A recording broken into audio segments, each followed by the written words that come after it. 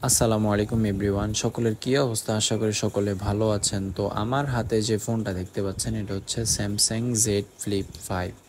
তো এটাতে সমস্যা হচ্ছে ডিসপ্লে টাচে কাজ করে না। তো কাস্টমার বুঝে নাই, কাস্টমার ভাবছে যে ডিসপ্লে চেঞ্জ করা লাগবে। তো আমরা সেটা হাতে নেওয়ার পরে আমরা ধরতে পারছি এটাতে আসলে যেগুলাতে রেবন থেকে সমস্যাগুলো হয়। তো আমরা দেখেন উপর দিয়ে রেবনটা খুলে চেক করছি, চেক করার পরে দেখি যে এখন টাচে সম্পূর্ণ কাজ করে। তো আমরা কাস্টমারকে বললাম আপনার ডিসপ্লে চেঞ্জ করা লাগবে না, আপনার এই ডিসপ্লে রেবনটা খুলে দিলে আমরা আবার ওকে করে দিতে পারবো, আপনার এত টাকা খরচ করা লাগবে না।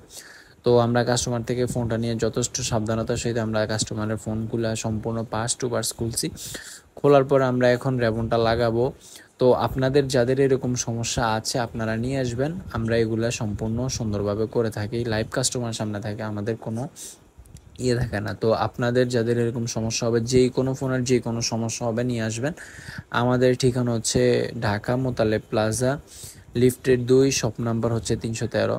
তো আপনারা যারা আসবেন অবশ্যই আমাদের স্ক্রিনে দেওয়া নাম্বারে অথবা যে নাম্বার আমরা দিয়ে দিব ক্যাপশনে ডিসক্রিপশনে, আপনারা এই নাম্বার দেখে কল করে আসবেন। তো আপনাদের যাদের এরকম সমস্যা আসে নিয়ে আসবেন। গাইজ, জেড ফ্লিপ 5 এটাতে হচ্ছে টাচের সমস্যা ছিল। আমরা জানি যে এটা রেবনের সমস্যা হয় মূলত। তো আমরা সেটা ঠিক করলাম।